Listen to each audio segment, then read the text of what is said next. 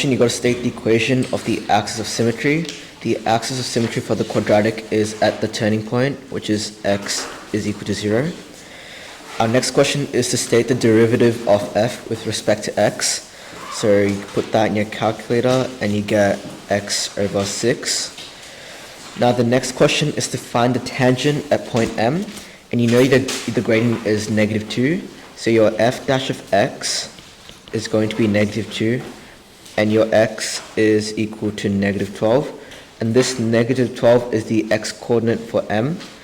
So then to find the tangent, you do y minus f -12 is equal to -2, because that's the gradient of the line, x minus 12, and that gives you m is equal to -2, 6 plus x, and that is the equation of the tangent at point M.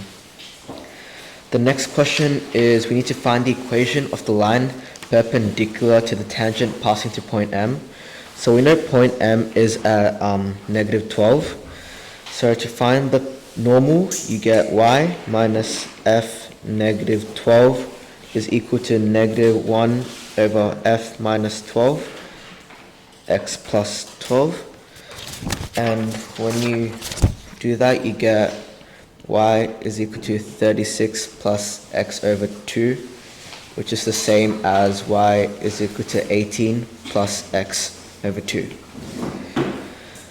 The next question is we've got to find the area enclosed by the line of the normal and the curve f of x.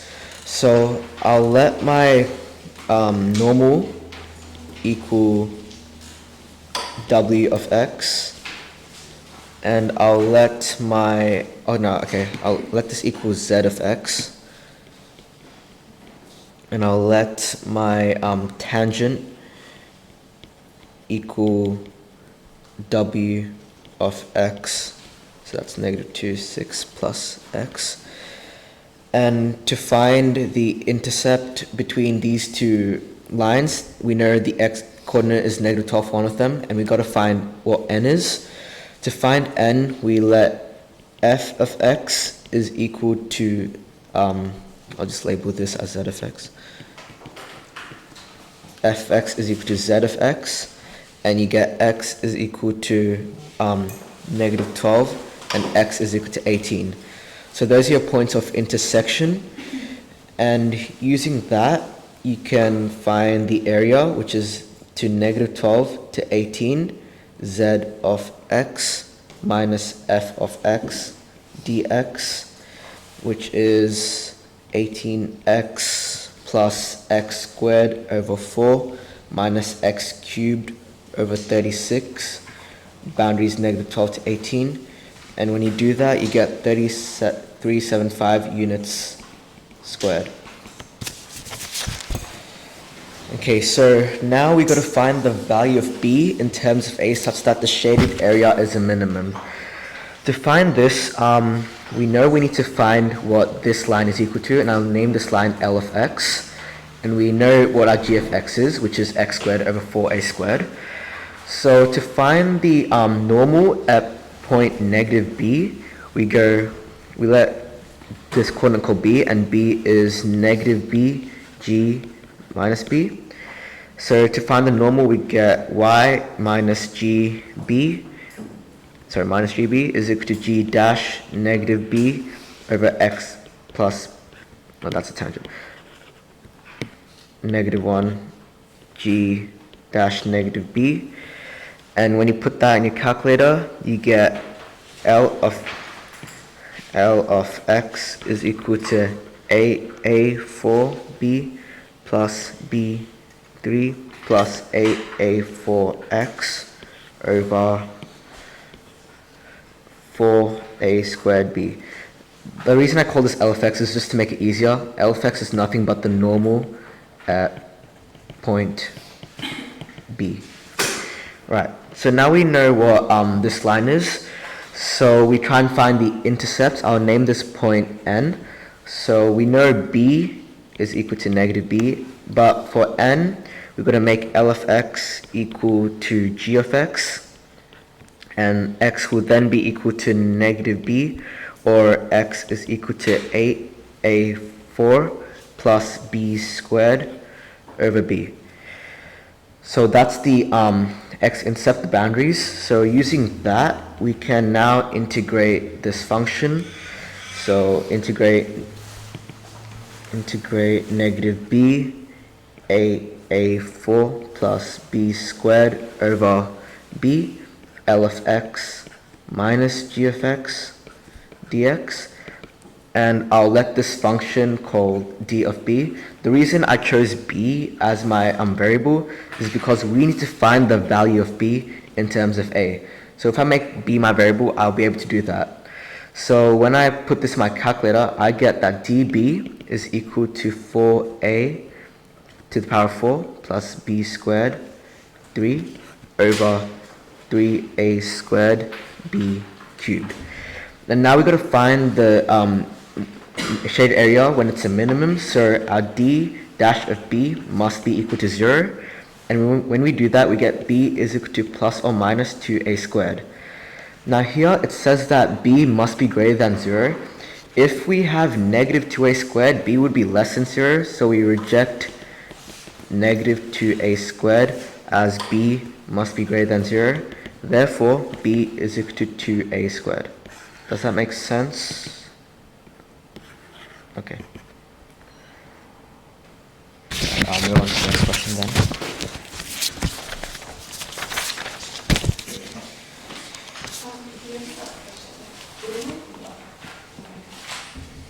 Wait, which part didn't work? Like when we solve the derivative in C.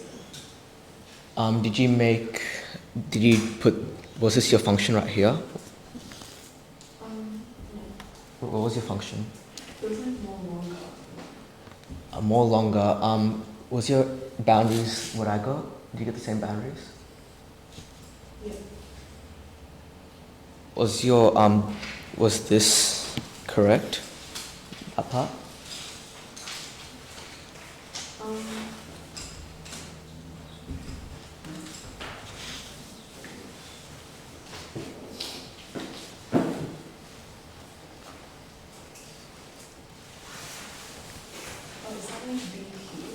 Yeah, B cubed. Now, the next question. Okay. Next question is, on a remote island, there are only two species of animal, foxes and rabbits. The foxes are the predators and the rabbits are the prey. So we know the period of both populations are the same, and this is t is greater than or equal to 0. T is measured in weeks, and the minimum fox population is 20, and the maximum fox population is at that. And now we need to find the initial population of rabbits, and the population of rabbits is modeled by RT. And when the initial population is when t is equal to 0, so that's just 2,500 rabbits. And now we've got to find the minimum and maximum population of rabbits. Well, if you just graph that, your max is going to be here, and your min would be here, and that would be 4,200 and 800. So your max is 4,200 and your min is 800. And now we've got to state the number of weeks between the maximum population of rabbits. So we've got to find this, but that's just asking you for the period. And the period is 2 pi on 80, which is 160 weeks. So now the population of foxes can be modeled by this equation, and we've got to show that A is 900 and B is pi on 80. Well, our A gives us the amplitude, and we know that the max foxes is 2,500 and the min is 700. So we can say that 2,500 minus 700 over 2 will be 900, which gives us the amplitude. So that's A. And for B, B is the period of the function, and over here it says that the period of both populations are the same. So the period of the rabbit one is pi on 80. So therefore, since period is same as rabbits. B is equal to pi on 80. Now we're going to find the maximum combined population of foxes and rabbits. That's just adding ft plus rt, and I'll make that a new function dt. And if you find this, where d dash of t is equal to 0, you get 5, 3, 3, 9. Now, we need to find the number of weeks between the periods when the combined population of foxes and rabbits is a maximum. Sorry, what did I find the number of weeks between? Okay, yes, sir. Wait, let me just see what I did real quick. What is the max number of weeks between the periods? I'm going to look at my working out real quick.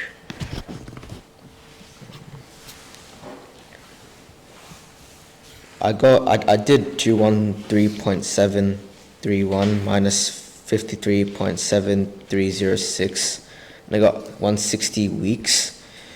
But I think what I did was, since we've got to find the number of weeks between the period for the combined population, my graph would have looked something like this, and I found what this was and what this distance was, and that gave me 160 weeks.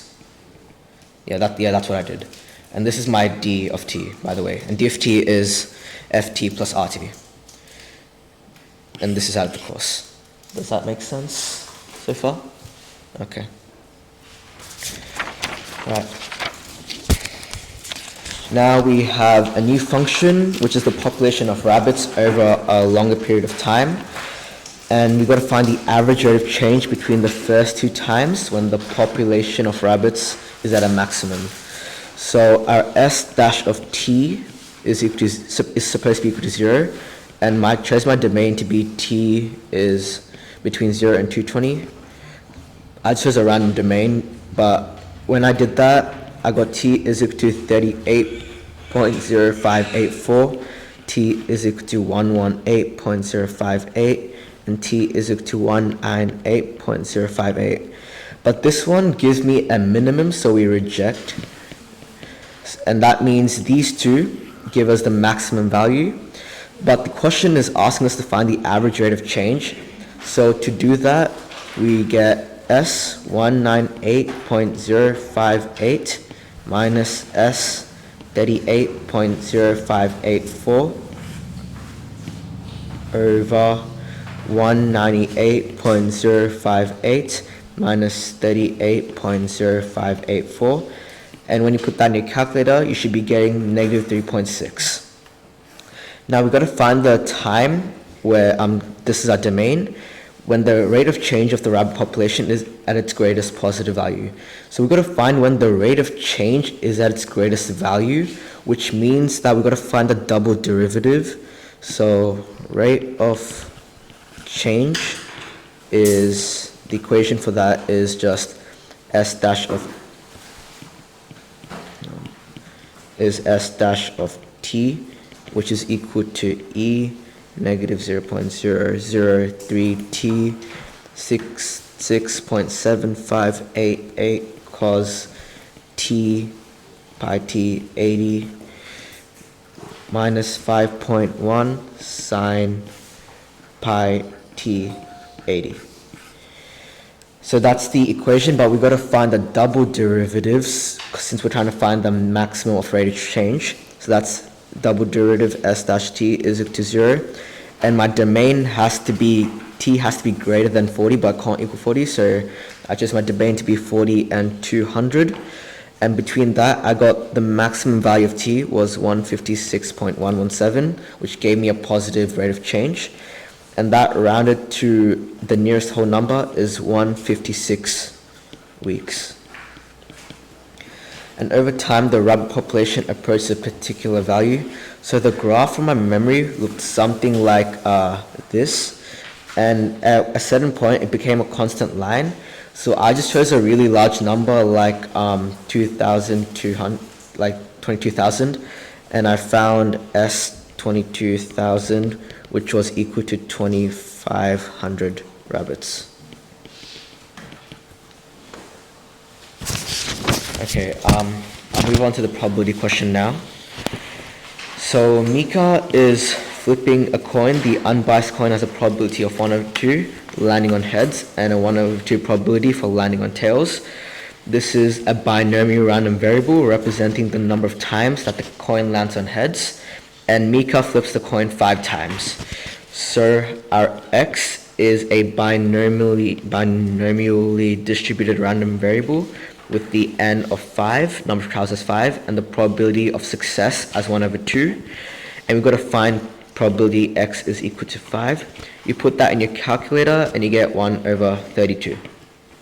And now we've got to find the probability that x is greater than 2 or equal to 2, and you just put that in your calculator and you get 13/16.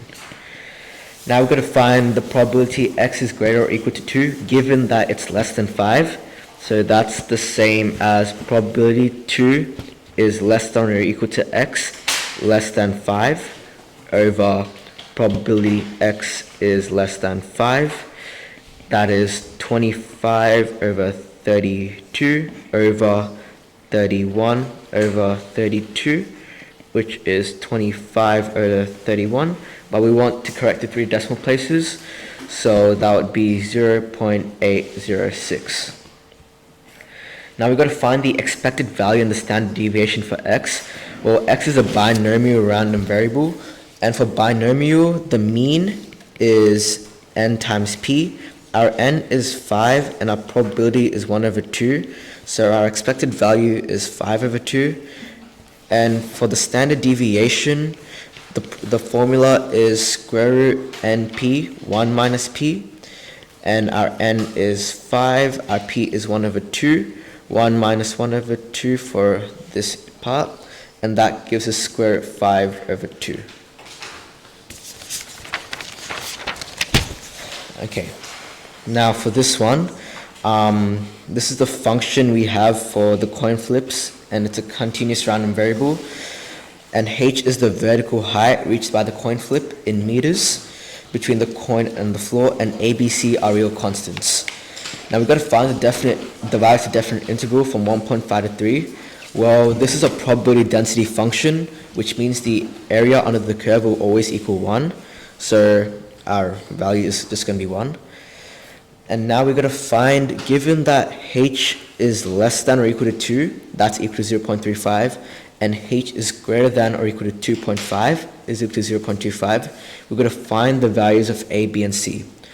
Well, the probability that h is less than or equal to 2 is between 1.5, which is our lower bound, and 2.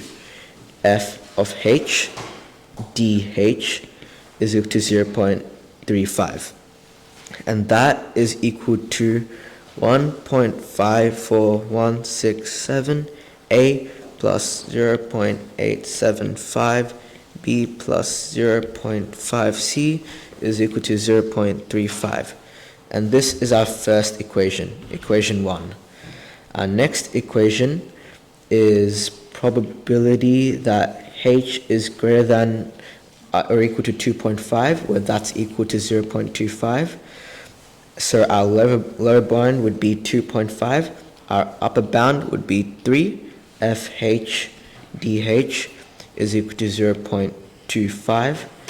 And that is equal to 3.791678 plus 1.375b plus 0.5c is to 0.25. And this is our second equation. Our third equation is that we know that this is a PDF, so the area between its lower bound 1.5 and 3, fh dh is equal to 1, which is 7.875a plus 3.75b plus 1.5c is equal to 1, and this is our third equation. So solve 1, 2, 3 simultaneously. And we get that A is equal to -4/5, B is equal to 17/5, and C is equal to -167/60. Okay, this question. The ceiling of Mika's room is 3 meters above the floor. The minimum distance between the coin and the ceiling is a continuous random variable d, and it's also a PDF. The function g is a transformation of the function f, given by gd is equal to that function, and d is the minimum distance between the coin and the ceiling, and r and s are real constants. We've got to find the values of r and s now. So pretend this is our ceiling, and oh wait, I spelled that wrong. And this is the floor. The distance is 3 meters, right? The highest, this is the function of f of h. That's how f of h looks like. And at this point, it's going to be, the value d is going to be at its minimum when f is at its maximum. So this, my circle is the coin right here. That's just for me to visualize things. But what the question is telling us is that gd is equal to frd plus s is a transformation of the function f. So what I know here is I have two values, 1.5 and 3. Those are the h values I know. So using that, I found rd plus s is equal to 3. That's what I wrote down, because this is essentially h, because this is fh, right?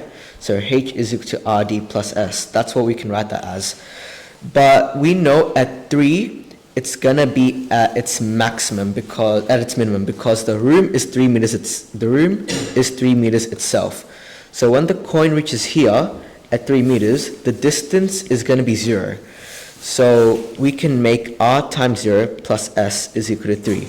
So s will be equal to 3 from that one.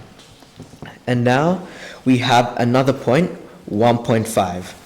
So let's see, when the coin is at 1.5 meters, that's 1.5, that's 1.5, right?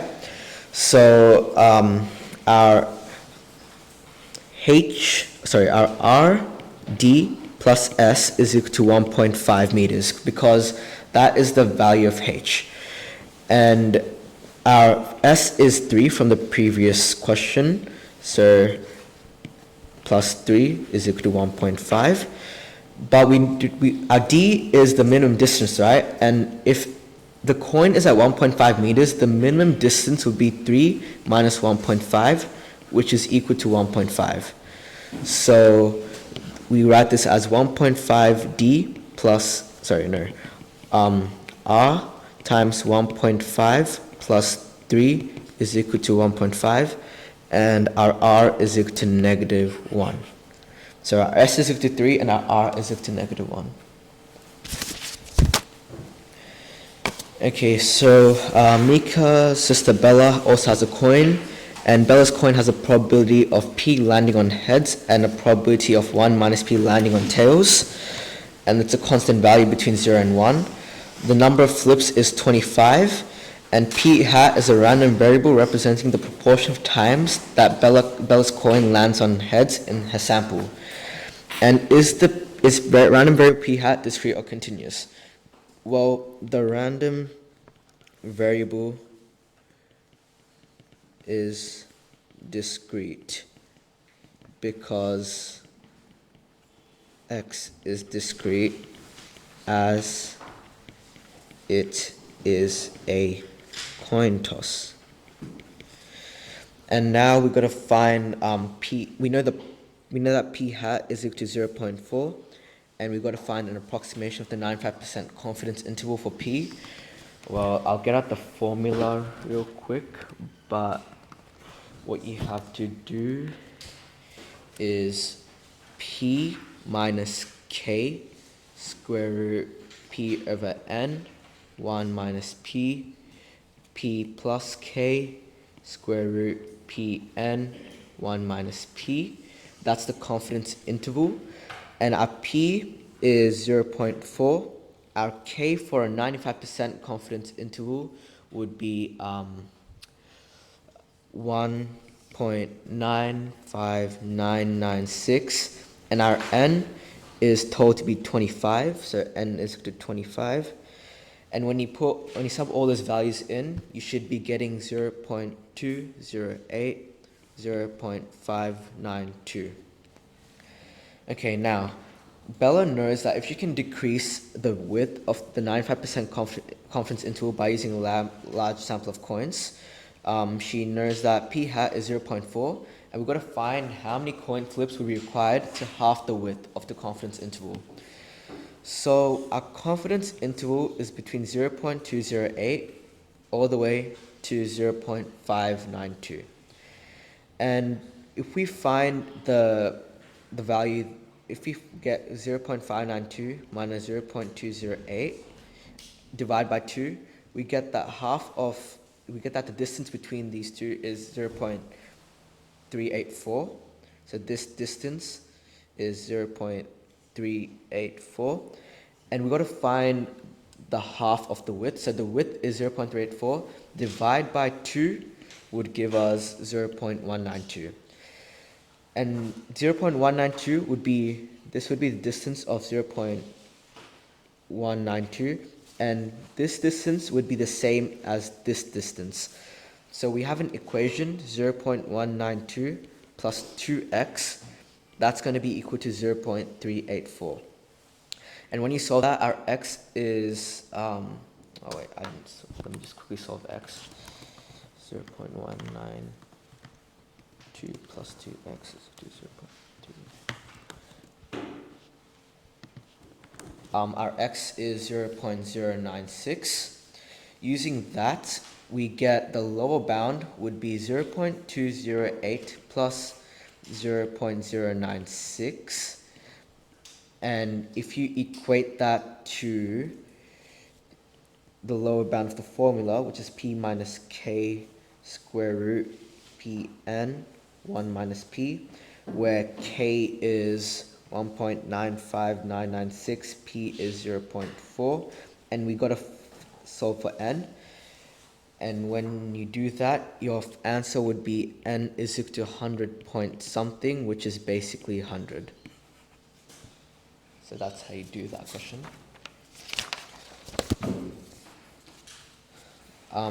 The next question is, consider the function f, where that's the domain and that's the equation, and that this is the graph we got shown.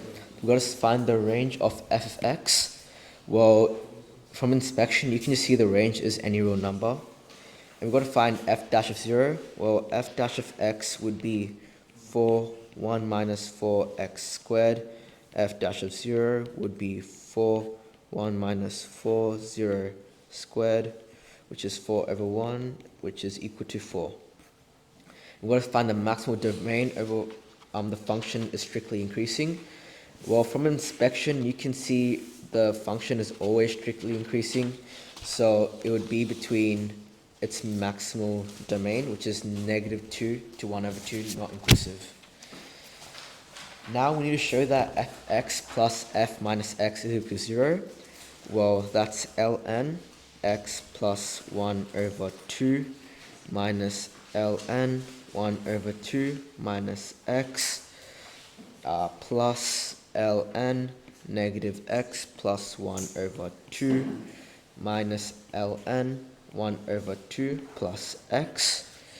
I'll let a equal ln x plus 1 over 2. Let b equal ln negative x plus 1 over 2. So a minus b plus b minus a is equal to 0. Since it's a show that question, you have to show every single step of working out, which is why I let these two equal two different variables, so it's easier for the examiner to see what I'm doing. So now we've got to find the domain and rule of f1, which is f negative 1, which is the inverse of f. To find f negative 1, swap x and y and solve for y. So that would be ln y plus 1 over 2 minus ln 1 over 2 minus y, which is equal to x. Ln y plus 1 over 2 over 1 over 2 minus y is equal to x. And I get y is equal to negative 1 minus e to the power of x over negative 2 to e to the power of x. So I get that my inverse function of f is 1 minus ex negative 2 and the domain of the inverse would be the range of the function f. Range of function f is all real numbers, therefore domain of inverse is also all real numbers. Alright, so the next question, we have a function h and its inverse is this. We've got to find the area of the regions bounded by these two graphs, and that is expressed as the function ak. And the shaded area is the function ak, and now we've got to find the range of values of k such that ak is always greater than 0. Whoa, I used my slider for this question. We know since it's an inverse function that it's going to be of the line y is equal to x. I'll let my green color equal h negative 1 and my blue color, no, not blue, I'll use my black color to equal h. So when it's an inverse, right, it's going to be going like this for the inverse function, and the normal one is going to be like this. And we've got to find the value of k that it's greater than 0, which means it has to have an area. Since AK is a shaded area, we've got to find the values of k, which an area will exist. The area won't exist when the graph looks something like this. When they overlap each other on the line y is equal to k. And when I use my slider, I found out that when this happens when k is equal to 4. But when k is greater than 4, the graph looks something like this, which gives us an inverse function, And when k is less than 4, our graph looks something like this. But this, even though this gives us an area, it doesn't exist because our one is between h negative 1 and h, which means that h negative 1 always needs to be above the graph of h. So we reject this, and we can't include 4 because there's no area. The area is equal to 0. So our values of k is greater than 4, which gives us an area. And now we've got to explain why the domain of AK does not include all values of k. Domain of AK does not include all values of k because the area does not exist when k is less than 4. So that's how you do that question. Question 5. Consider the composite function g of x is equal to f sine 2x. And we've got to find the value of g pi over 6.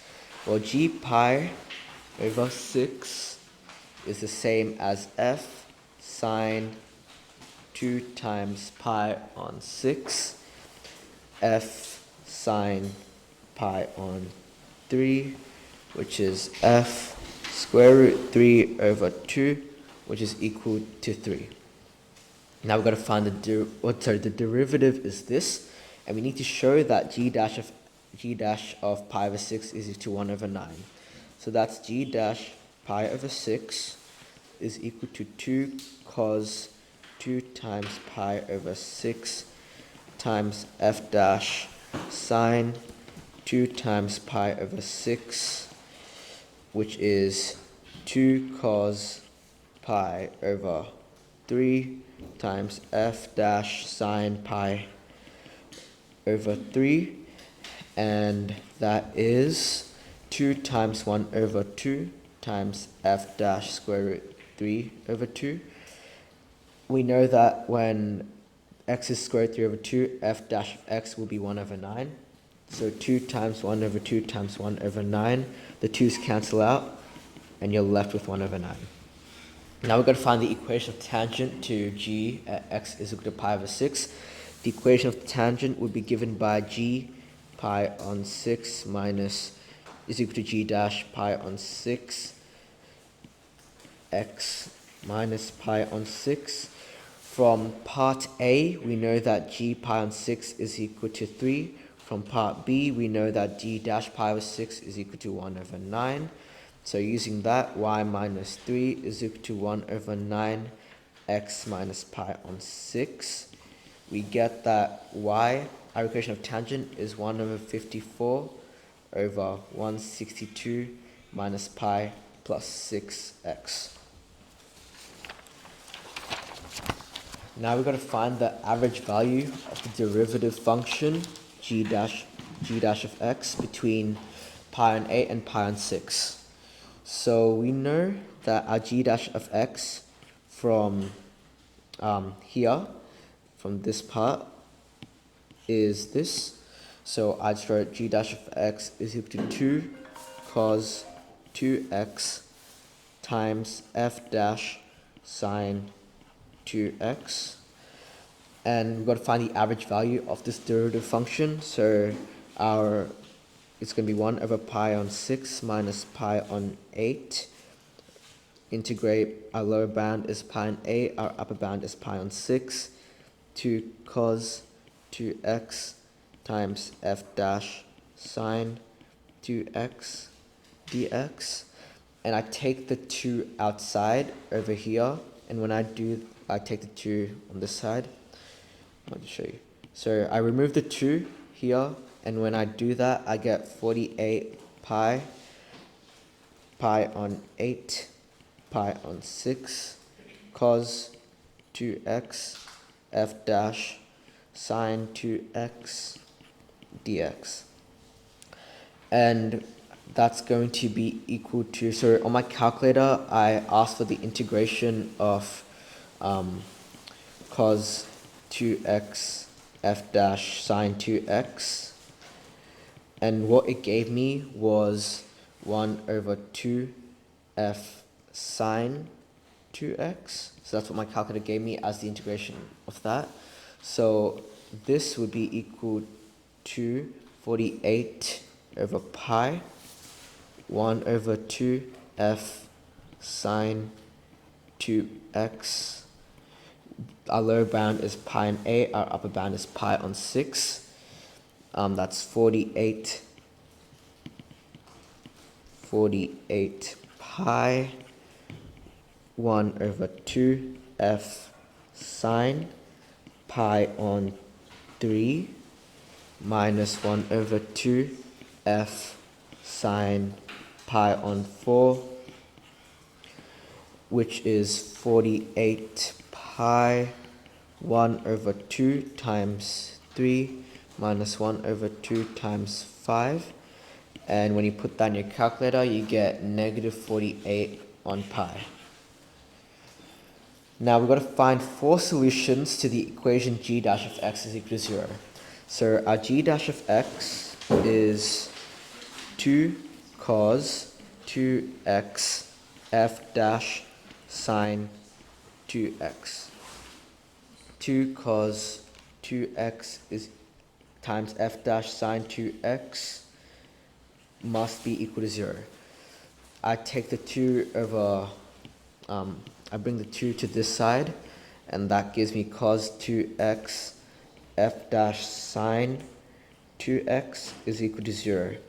Using null factor law, we get case 1, which is cos 2x is equal to 0, which gives us x is 1 over 2 negative pi on 2 plus 2 pi n, where n is any real integer. We let n is equal to 1, and we get x is 3 pi on 4. So that's one solution. It fits in the domain of 0 to pi. And another case is that x is equal to pi on 4 plus pi on n, and n is any real integer. We let n is equal to 0, x is equal to pi on 4. That's another solution. Our case 2 is f dash sine 2x is equal to 0. So to do that, we go back to our table, and we know that the gradient is equal to 0 when x is equal to square root 2 over 2. So when this is square root 2 over, when sine 2x is equal to square root 2 over 2, we should be getting 0. So that's 2x is sine inverse square root 2 over 2 plus 2n pi, where n is any real integer. We get pi on 4 plus 2n pi, which is 2x, and x is pi on 8 plus n pi, where n is any real integer. And we let n is equal to 0, we get x is equal to pi on 8. Now that's only one solution, but sine can be pi 4 here. It can be equal to square root 2 over 2 when it's pi 4 here. So when we can also do when 2x is equal to 3 pi and 4 plus 2n pi, where n is any real integer, x is equal to 3 pi on 8 plus n pi, and let n is equal to 0, we get x is equal to 3 pi on 8. So our solutions are x is equal to 3 pi on 4, x is equal to pi on 4, x is equal to pi on 8, and x is equal to 3 pi on 8. So I'm done with the